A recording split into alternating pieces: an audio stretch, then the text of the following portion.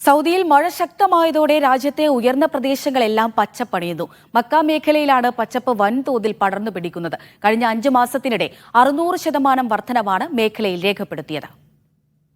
Mecca മേഖലയിൽ കഴിഞ്ഞ 5 മാസങ്ങൾക്കിടെ വലിയ രീതിയിലാണ് പച്ചപ്പ് പടർന്നു പിടിച്ചത്. മേഖലയിൽ മഴ ശക്തമായതാണ് പച്ചപ്പ് പടരാൻ കാരണം. മക്കയുടെ മിക്ക പ്രദേശങ്ങളിലും ഈ കാലയളവിൽ 200 മില്ലിമീറ്റർ വരെ മഴ ലഭിച്ചു. 2023 ഓഗസ്റ്റിൽ മേഖലയിലെ സസ്യജാലങ്ങളുടെ വിസ്തൃതി 3529 ചതുരശ്ര കിലോമീറ്റർ ആയിരുന്നു. ഇത് മേഖലയുടെ മൊത്തം വിസ്തൃതിയുടെ 2.3%. എന്നാൽ ഡിസംബറിൽ ആകെ സസ്യജാലങ്ങളുടെ വിസ്തൃതി 26,256 ചതുരശ്ര കിലോമീറ്ററായി ഉയർന്നു. ഇതോടെ മേഖലയുടെ 17% പച്ചപ്പ് പടർന്നു.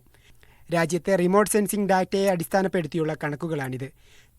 ചെങ്കടൽ തീരത്തിന് സമാന്തരമായ മലകളിലും മക്ക, തായിഫ്, അൽ-ലൈത്ത്, അൽ-ജുമും, അൽ-കാമിൽ, കുലൈസ് തുടങ്ങിയ പ്രദേശങ്ങളിലുമാണ് പച്ചപ്പ് പ്രധാനമായും വർദ്ധിച്ചത്. മേഖലകളിലെല്ലാം പച്ചപ്പ് പടരുന്നത് രാജ്യത്ത് പ്രഖ്യാപിച്ച ഗ്രീൻ ഇനീഷ്യേറ്റീവിനും വേഗം കൂട്ടുകയാണ്. Tamim CP, media 1 Riyadh.